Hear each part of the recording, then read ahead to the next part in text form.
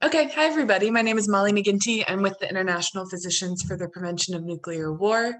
I'm just here to facilitate and introduce Susie and kind of lead the Q&A, but I'll pass off to Susie in just 1 minute to make sure we're all in the right place. We're in the Divestment, How to Get Your Bank to Stop Investing in Nuclear Weapons workshop. If this is not the right session, either feel free to stay or jump back on preventnuclearwar.com and find the right link.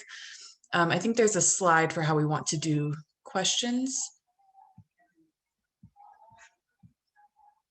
Thank you, Hillary. So if you have a question in all caps, please just write question and then put it right in the chat. We want this to be a really interactive session. So feel free to put thoughts and questions in there throughout, and I'll flag them and save them for the actual discussion portion at the end.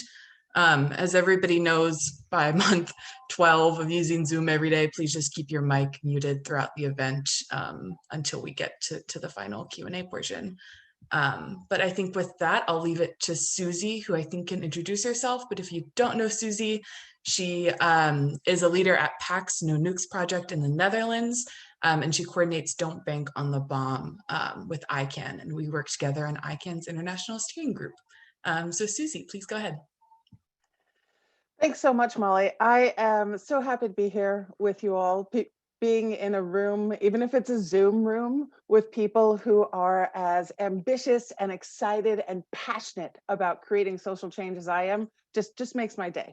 So, dinner's delayed, but that's no problem because I get to talk to you all. And you can see behind me, it's still almost a little bit daylight in the Netherlands. That means spring is coming. That means the world is better. And so I am in a super good mood and really happy to be here. What I'm going to do, Molly introduced me. My name's Susie Snyder. I'm going to share my screen in just a second. And in that has some contact details. If you want to, follow me on Twitter or see what kind of random stuff I post on, Instagram, you're more than welcome to do that. It's sometimes super political and sometimes about, my amazing ability to poach an egg. All of these things come together because I'm more than my job, and as we all are. I talk really fast. I'm originally from New York City. I will try not to talk too fast. But if I do go too fast, then put a note in the chat. Tell me, Susie, slow down, and I'll do that. So, please don't be shy about that kind of thing. So what I'm going to do here is I'm just going to run through a couple of the resources and how you find things on Don't Bank on the Bomb website, because people sometimes ask. And so I'll get a little bit into just a little tour, if you will, about the resources that we make available and what that means for how to do some divestment work where you are. And then I'm going to talk a little bit about some of the great successes that we've had and some of the exciting projects that are underway. And I see already there's awesome people on this call who are involved in some of those projects. So I may just turn it over to them, but we'll see as we go along. Anyway, like I said, super excited. Please feel free to throw stuff into the chat as we go through. And I want to make sure to keep lots of time for conversation. So first, part of the research, the companies. Who makes nuclear bombs, right? This is kind of important. These are the companies, the private sector, these are the companies that are hired by governments to create, the key components necessary for nuclear weapons. And it's companies like Huntington Ingalls Industries. Huntington Ingalls Industries, they are not a defense contractor. They are a company that does mostly location management services, things like that, but they're really in bed with the US nuclear weapons complex. And they have actually 28 billion in contracts related to US nuclear weapons complex. That's a lot. They're a huge company. Still, only a tiny fraction of their overall business, but it puts them in this list. Other companies that you probably know are companies like General Dynamics or Lockheed Martin. Everybody knows Lockheed Martin. They claim to be the biggest defense company on the planet. Northrop Grumman might argue with that.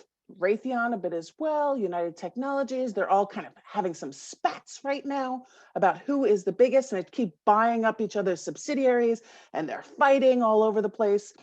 It would be fun if they were not working to build weapons of mass destruction.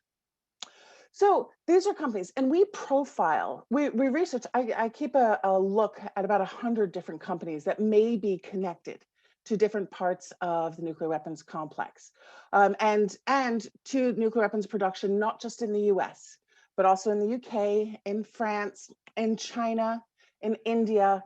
I don't have a lot of information. I haven't been able to find information about Russian companies. There's a couple, but not enough that I can verify, nor about Pakistani companies, and that's an issue. And in North Korea, it's all state-run, so there's no private sector involvement that we've been able to track. But all of this is on the Don't Bank on the Bomb website. And it's easy. It's under the tab that says nuclear weapon producers. So you can go in and take a look. I update it fairly regularly. So take a look and find out. And if you have questions, you can always get in touch. So the companies are the first thing. Who should we divest from? But then we also need to look at who's actually divesting. Are they doing a good job? Are they not doing a good job?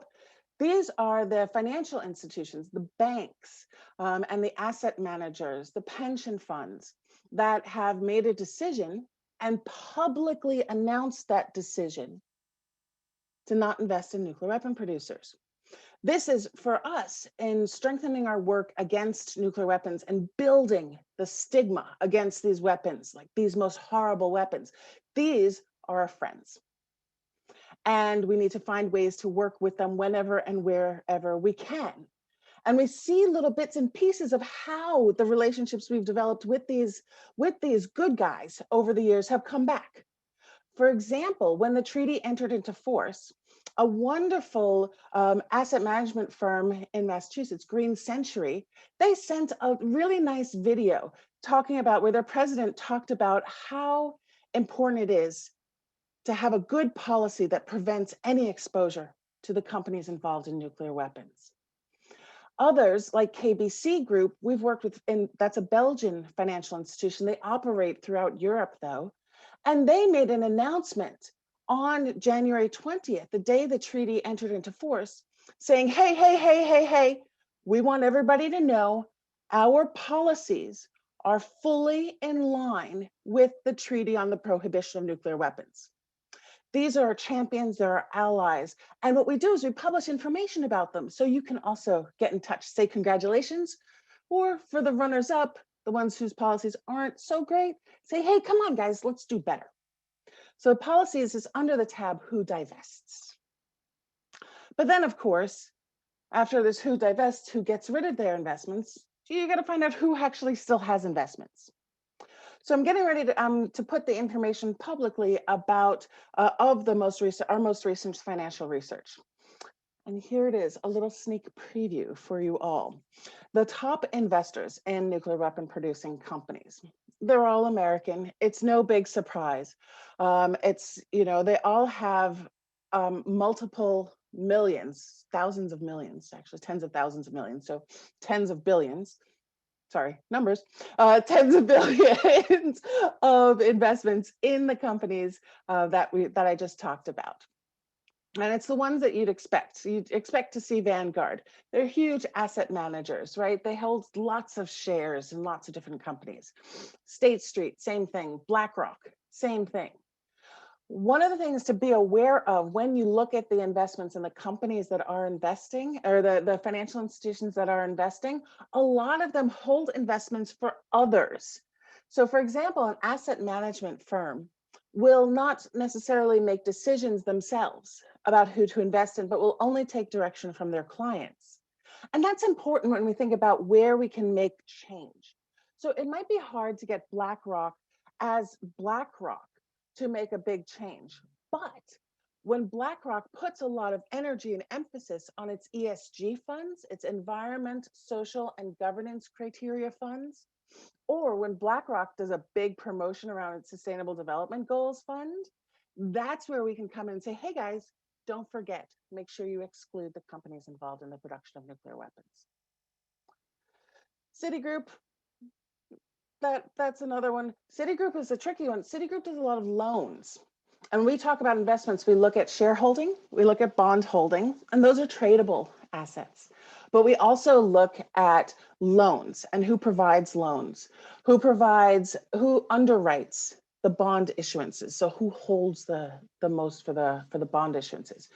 All of these details are available on the aptly named Who Invests tab on the Don't Bank on the Bomb website. And you can go there. There's a table. It looks a little funny. I need to fix it up a little bit, but you can search to see if your bank is in there. Is your pension fund in there? And you can see if they are, who they invest in, and that might be helpful if you want to talk to them. So how to use this information is always a question I get, like, oh, you give me all this stuff, but now what do I do? So I put together this handy little slide, and I'll make it available to the organizers. It's kind of, I like to follow flowcharts. I'm a nerd, I'm not ashamed. And ask questions like, is my bank in the Hall of Shame? Are they an investor?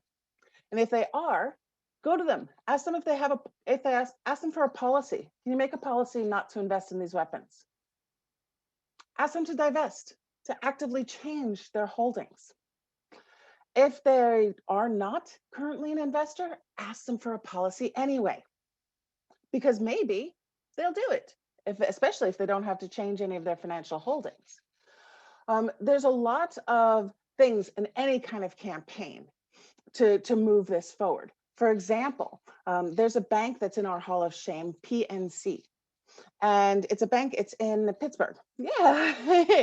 And I'm really excited because the folks who have been protesting PNC have been going at it for a long time. And they've been asking, and PNC hasn't given what we need, which is an end to their investments. PNC doesn't have a lot of investments. It's a tiny little fraction of their overall holdings. And when it comes to their fiduciary duty, when it comes to their responsibility to make money for their clients, selling off their nuclear weapon investments is not going to make a difference at the end of the day. It's really not. So they're just being stubborn. And luckily, we are more stubborn. And the amazing campaigners who are working on PNC are the most stubborn of all. And these guys are awesome, because not only has PNC not reacted, they have upped the ante. And they've taken it to a shareholder resolution that is now been filed, that PNC needs to actively stop banking the bomb. And not only, and this, I'm just so excited about this, because not only has it been filed, which is not the easiest thing to do, but it has the support and endorsement of a lot of other institutional investors. And it's been recommended for the biggest US faith-based investor guide. The Interfaith Center on Corporate Responsibility recommends that shareholders support this resolution. And that is a huge success. And we'll see what happens with the resolution itself. But right now it is progress. And it fills me with joy. And I'm so proud and so excited to see it. So that's a way. There's an escalation strategy, as there is. But the first thing you gotta do is my bank an investor, and then figure out your plan from there. Now, I love this kind of campaign and divestment activity because there is a space for action for anyone and everyone. If you're in the public and you just want to call customer service from your bank and say, hey, can you tell me if you have investments? When back in the before times when I traveled, I would walk into local banks in different places that I visited and just ask the tellers, hey, do you guys have investment policies around nuclear weapons? Because they're really bad, and I'd hate to open an account with you if you didn't have a good policy. Most time people just looked at me like I was crazy and just kind of said, I don't know. So I'd give them my card and say, can you find out and let me know? And anybody can do that. And it's a nice thing. Anybody can do this. And that's something the public, as individuals, we can do. We can also take political action on this issue, because sometimes we've got to remember, every one of us lives in a municipality, a city, a town, and the people who work there, they have pension funds. And those pension funds get managed by a governance board, sometimes by appointed people. Sometimes it's a decision can be made by, for example, a discussion in the parliament to change the investment policy. In the Netherlands, we had discussions in the parliament about the fact that the Dutch civil servants pension plan was investing in nuclear weapon producers. And we said, if the government truly wants a world without nuclear weapons, it cannot guarantee its workers' pension through nuclear weapon producers. That wasn't the only thing that changed the pension plan's mind, but it did contribute. So there's a political ask here. That's really important, and something to think about. And then there's the municipal ask, like again, at the city level, at the town level. I remember 5 years ago, it was just 5 years ago right now, this Cambridge, Massachusetts passed a resolution saying that they wanted to divest from nuclear weapon producers, and that it got held up. And it's still kind of held up, and now it's been bumped up, and thanks to some amazing campaigners, and you know who I'm looking at, it's gotten up to the state level in Massachusetts to see what is necessary to enable a city to do this. But the discussion around the legitimacy of nuclear weapons has now touched on people it had never touched on before. Made it hard for them. They had to answer questions. They were uncomfortable. And when you're uncomfortable, that's when you change. And I mentioned it earlier, the ecumenical community. There is, like, let's be honest, there's a lot of wealth connected to the ecumenical community, especially across the US. And there's all these little religious orders, there's local churches, they have their pensions. They often have policies dating from the 1980s saying we will not invest in militaries. And that's great.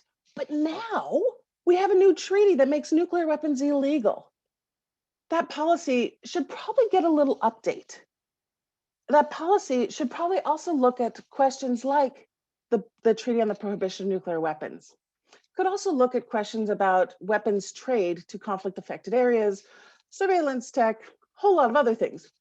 But for the purposes of this call, let's talk about nuclear weapons. And it can be an easy win. And that public statement, it makes a difference. It challenges the thinking. It says this is not an issue of decades ago. This is an issue of today. So there's lots of ways to get a good policy, and research, talking to people, going to meetings. I mean, meetings like this happen a lot more frequently. It's a lot easier to get meetings with financial institutions because it's just booking another 25 minutes in Zoom. And it's possible, much more possible than we had to physically go to places. Being really specific and clear in what we're asking for in good policies, and recognizing and really celebrating any stigma attached to nuclear weapons helps our efforts to get rid of nuclear weapons. So small wins matter. Your actions matter. And it doesn't have to be huge. We don't know what is going to be the proverbial straw breaking the nuclear weapon camel's back. So think about different things. And this is all information again on our website. I talked already about how all of these things reinforce each other, right? Faith investors reinforce actions at the city level, reinforce actions at the state level, reinforce actions by faith investors, and more and more. There's already city legislation pending in New York City. I mentioned Cambridge just because it is the 5-year anniversary. It was my first, so it was a nice trip. It was very nice to meet the mayor at the time. We were really excited. It was a new thing. Santa Barbara has legislation. Ojai, California, there's bits and pieces everywhere. If your city, if you have participated in the Back from the Brink campaign, if you've gotten your city to pass a resolution, the ICANN Cities Appeal, you can go back to them and follow up. Questions about, hey, divest. Hey, let's do more to delegitimize nuclear weapons. As long as they are seen as legitimate by anyone, we will have a harder time to get rid of them. And this concretizes our efforts to make them illegitimate. Again, in the state level, Massachusetts has legislation pending this session on this. I'm so excited about this and about the good work that's gone there. And I mentioned some of the faith investors, and I specifically want to give a lot of credit to the Sisters of St. Joseph in New York and Brentwood, and the Sisters of the Humility of Mary in Ohio, because they're the lead filers of that shareholder resolution to PNC. And that takes courage. This is not easy stuff. This takes courage and conviction, and we're seeing it happen. So I'm going to leave it there because that's all sorts of stuff. And I've been talking for way too long. And I want to hear from you and see what else, how we can move this movement even further. Thanks. Thanks, Susie. Please put questions in the chat box or comments, or even just say question, and then you can say it live since there's a pretty small group of us, if that's okay with you, Susie. So we can, see and hear each other. And I do just have to say, on a personal note, you hit all of my boxes. I'm moving to Cambridge in 2 days. I'm leaving PNC because of Don't Bank on the Bomb and because it's not accessible in Cambridge. But you're just getting a lot of gears moving up here. Bernard, I see you have your hand up. Go ahead. Yeah, can you hear me? Yep. Okay, good. Thank you so much, Susie, for the plug. I didn't expect to have it. You left off one element that allows people on the street to participate. We have a website called A Better PNC Bank. It already is a good bank. I am a stockholder. I have one share. I have a credit card. I have a checking account. It is a good bank, but it would be a better bank, we are saying, if they would divest. That's the website. It's a petition to the CEO of PNC asking him to divest. A better PNCbank.org. Susie has already endorsed it. Thank you, Susie. You're all welcome too. You don't have to have an account with PNC. You can be any place on planet Earth. We even take people from Mars to endorse the statement. A better PNC Bank. Thank you. Thanks so much, Bernard. I got a question in the chat as well, directed to me, which is a really good question, and it was about how a city can divest from financial institutions and weapons makers and still be able to protect worker pensions responsibly. This is a huge question that we get all the time, and it's about the thing they call fiduciary duty. Right? So a city manager, they have a fiduciary duty to make sure that the pension gets covered for the long term. Here's the thing. We're not asking to end investment in all equities, right? We're not saying, oh yes, stop any investments in real estate. We're not taking a whole sector approach. We're talking about 25 companies. It's like divesting from tobacco. It's not that many companies overall. So any responsible investment manager has a very diversified portfolio. Most investments right now, what we're seeing, 35 to 45% of new wealth that's invested is going into funds that have a high environmental, social, and governance rating. That means that the company does things to protect the environment up and down its supply chain. It means that they have good social standing, that they're not, known for, the CEO paying off billions in sexual harassment suits, things like that. They have a good governance, that there is a distinction between the board and operations. These are things that investors are looking for. It's when you talk about weapons, especially when you talk about nuclear weapon companies, they have a lot of other issues when it comes to human rights violations. That's a check mark against them in the social rating. They have a lot of issues around corruption and also using funds for lobbying that maybe are supposed to be used for something else. That's a tick against them when it comes to some of the governance questions. And they produce weapons which can have a deadly effect on the environment in which they're produced. We know, I'm looking at a room full of people who know very well the direct impact of nuclear weapon production in their communities. And this is not a positive legacy.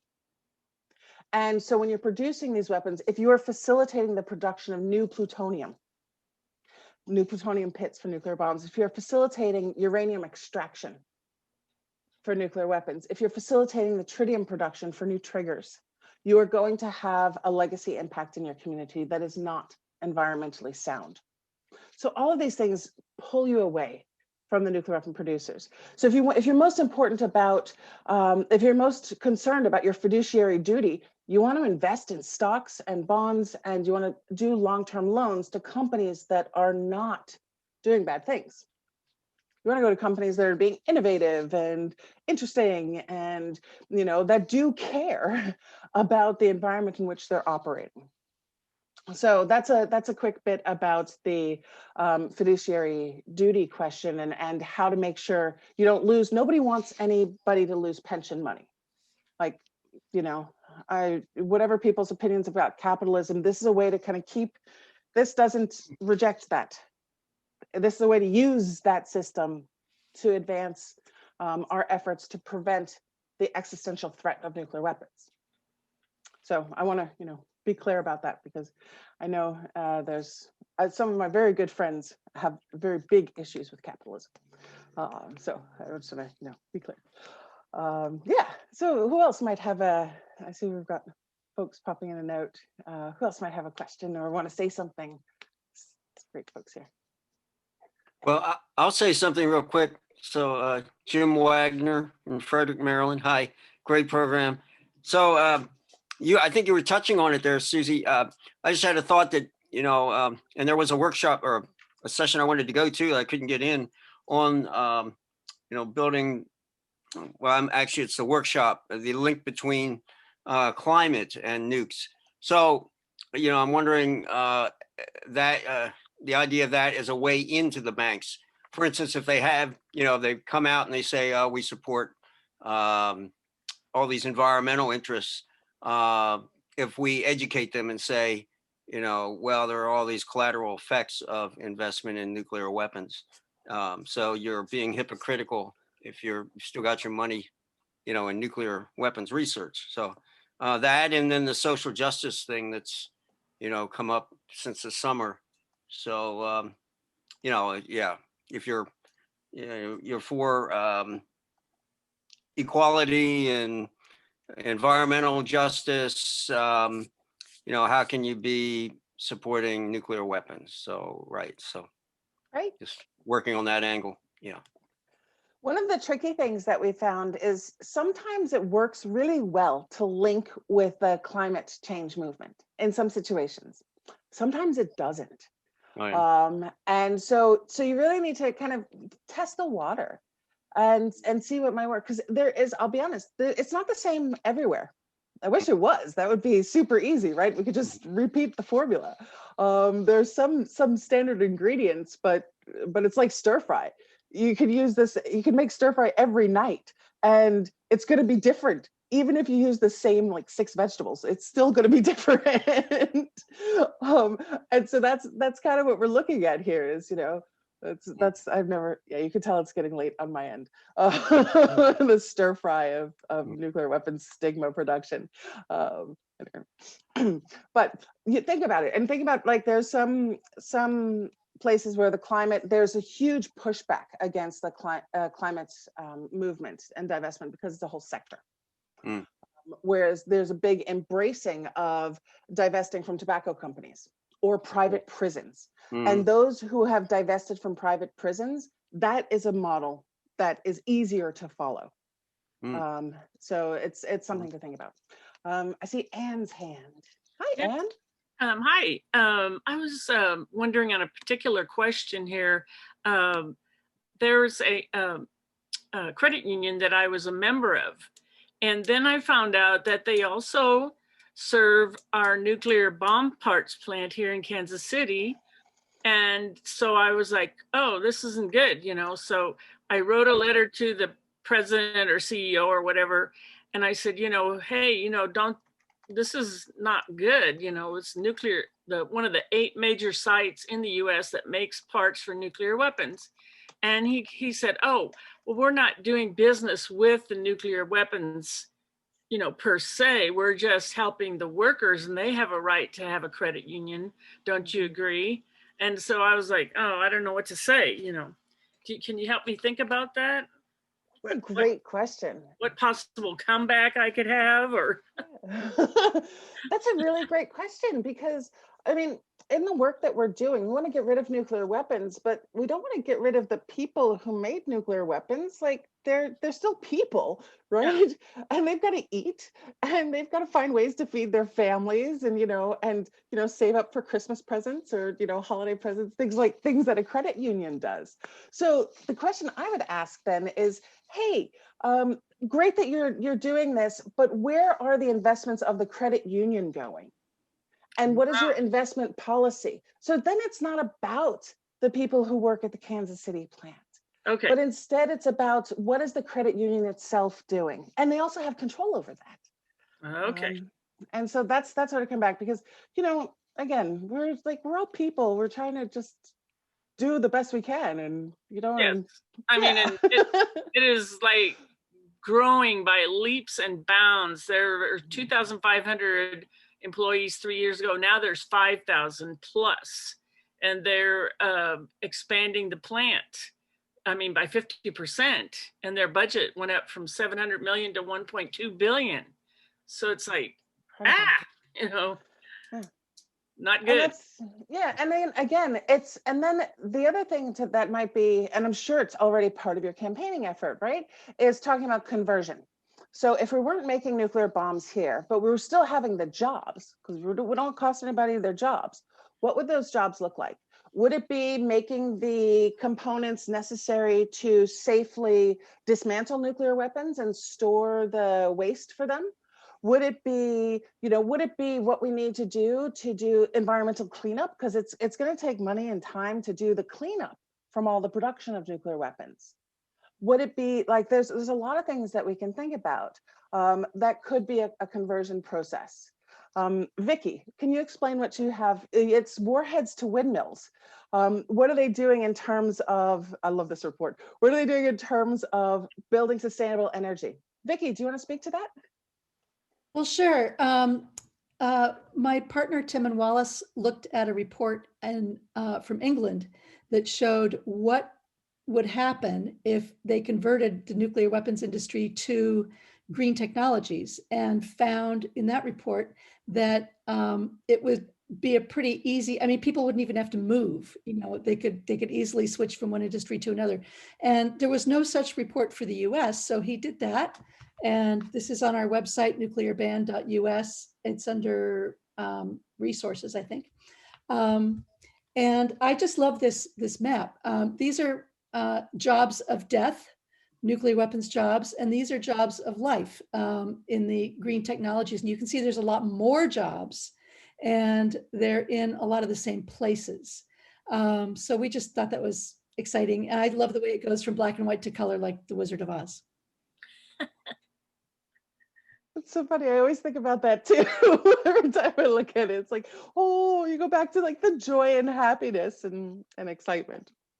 But my partner who's not American, every time I mention the Wizard of Oz, just looks at me. It's like, it didn't export very far. Molly, how are we doing on time? Do we have some time for some more questions? Yeah, we have about 10 more minutes. Okay. So yeah, a few more questions. And I put the two resources that were mentioned, warheads to windmills and a better PNC bank, links in the chat for everybody. Cool. Could I ask a question? Yes, please. Is there any possibility that publishing how close we were to the brink of nuclear war on many different occasions, both from the U.S. standpoint and also from Russia's standpoint? There was one time where they were within seconds of launching a nuclear attack, thinking their equipment was malfunctioning. They thought that the U.S. was attacking them. But then the person in charge decided to hold off until he had more information. Would that help if we could publish, how many times this has happened? Well, I think a few years back, I think it was maybe 5 or 6, 7 years ago, a guy by the name of Eric Schlosser wrote a book called Command and Control. And that was a really in-depth look at all of the near misses. And it was a really very interesting book. It was really very, very dense, jam-packed with your worst nightmares. Everything from, you know, a wrench falling down a silo that nearly started World War III to Norwegian weather balloons and mistaken radar readings. This has led, the thing is with this, it's yeah, and a documentary from Yasmin mentions a documentary that's also really good. Like there's a Danish group that did it's in English, but did a documentary called The Man Who Saved the World about the incident in 1983 where Stanislav Petrov was a, you know, he was a Soviet guy, he was a military guy, he was a radar, reading the radar. Radar said, incoming missiles from the US. His job was to call his boss and start the response and basically get us into a massive nuclear exchange. And he didn't follow orders. It ruined his life in a really big way. But he saved all of ours in the process. And it's and those stories help us to best understand the risks in which we're living, still living. There was a report released yesterday or the day before from a US Commission on Artificial Intelligence, where they're basically recommending it would be a good idea to make sure there's a human involved in the decision making about whether or not to use US nuclear weapons. That makes sure that happens, make sure it's not automated. That's a good idea. There's like, I don't know about you, but I have tech issues all the time. I don't want to mess with that when it comes to nuclear weapons. But I think you're really right. We need to get these stories out and share them in ways that people can relate and can feel empowered too, because we have the option and we need to keep the hope to change. If we don't feel like we can change anything, then you know what? I'm going to eat like 5 pints of ice cream, watch nothing but Netflix for the next year and just be like, all right, see ya in my little chocolate bubble. And I don't think we want to do that. We want to inspire and have hope and feel like we can do something. So David, why don't you, David and then John. Okay, just very briefly, also there's the nuclear submarine during the Cuban Missile Crisis, where 3 officers in the Soviet submarine had to decide whether to fire off their nuclear torpedo, and 2 of them said yes, and only 1 of them said no. So that's another big example. But the one that I think is not yet looked at enough, why isn't it? That business in Hawaii just a couple of years ago, where the whole state got that message.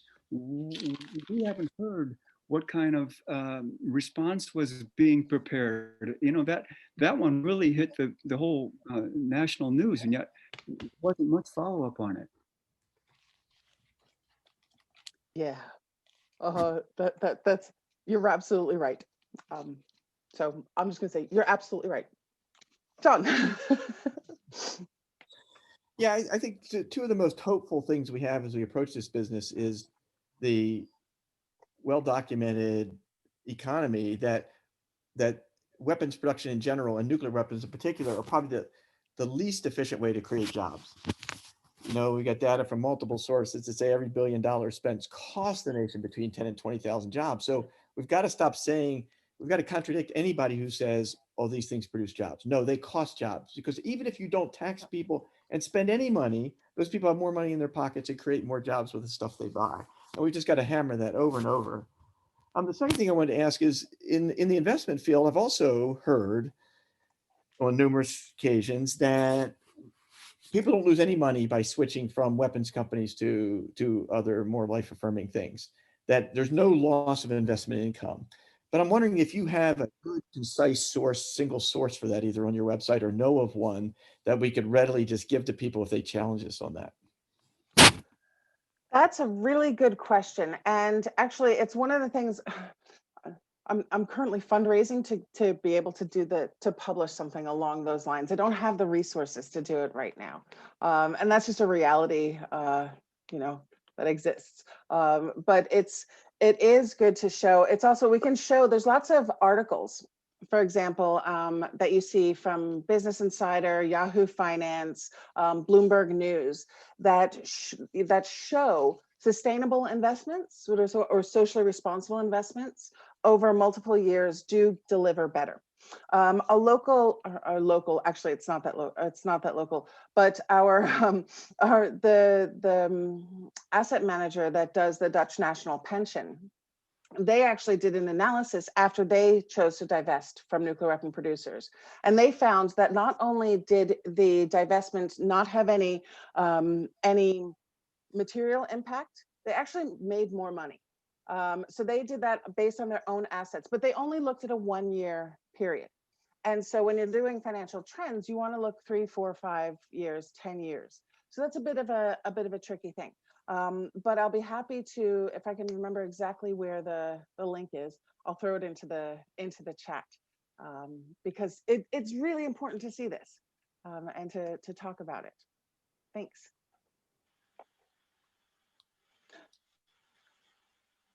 And I see Cynthia put the link up from the, thank you so much, Cynthia. I was seeing your name and I was like, Cynthia knows this. Please can you tell everybody? Well, I think that, thank you, Susie. First of all, thank you for all you're doing. And it's so inspiring to be here and to hear what's possible and what's going on, all the stories from the people who are making this difference with divestment. You know, it was a life-changing experience. And I think that for me, I could talk about it for a long time, but living moment to moment for 38 minutes and getting a local confirmation from someone who was connected with the local government saying that we had to take shelter, that the county was telling us that it was real, was a moment of just stopping and knowing, having just been reawakened to the nuclear danger by Bill Perry and Gorbachev in interviews, and being at the height of the fire and fury with Donald Trump and Kim Jong-un, and being a target in Hawaii, all of those things present in my awareness, and then having to take it seriously. And then there are no, where do we go? There are no designated nuclear shelters. What do we take with us? And then saying goodbye to our loved ones, which is what really, I called my daughter to say goodbye in LA. I love you and goodbye. And that was the moment where it became most real for me and for hundreds of thousands of us, all calling our loved ones to say goodbye. And that was why I came. I'd been in the disarmament movement in the 1980s, went to coral reefs and climate change.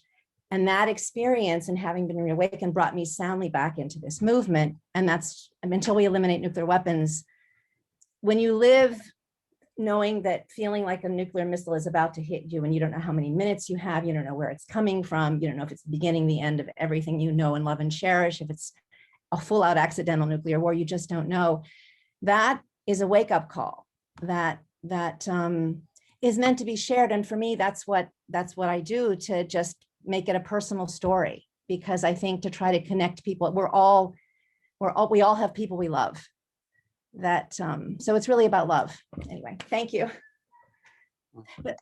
Thank you so much, Cynthia, for sharing that. And it's not about just, it is about love. It's about, what we treasure, protecting everything we treasure. And thank you so much. And also thank you for sharing with everybody the beautiful work that you have continued to do on this.